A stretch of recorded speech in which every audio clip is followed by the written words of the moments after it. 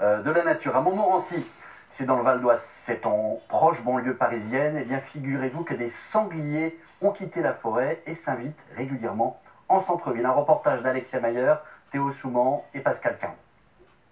L'image est étonnante. Des sangliers qui s'invitent en ville.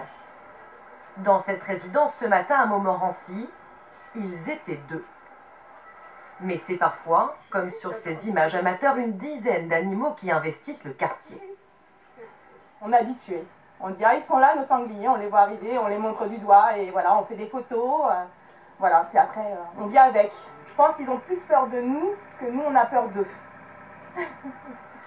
Une cohabitation nouvelle qui fait sourire certains voisins.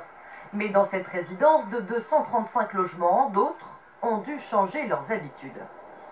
Vous voyez tenir votre chien, vous avez peur de quelque chose ici? Oui, parce que j'ai peur, parce que je connais pas sa réaction. Lui, il va aboyer quand puis eux, j'ai peur. Ils sont chez eux, puisque c'était une cité qui a été construite dans la forêt. La France connaît une explosion du nombre de sangliers depuis plusieurs années.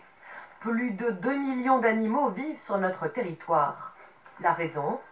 Une extension des villes, des hivers moins rigoureux et une progression des cultures de maïs qui les nourrit. Mais leur présence comme ici provoque de nombreux dégâts. C'est un peu gênant quand même pour nous, quoi. C'est labouré complètement. Complètement. Des jardins labourés. Depuis des années, on les retrouve un peu partout comme ici à Nancy dans ce salon de coiffure, retourné et investi en pleine nuit. Sur le territoire, les dégâts provoqués dans les villes ou dans les campagnes par ces animaux sont estimés à 50 millions d'euros.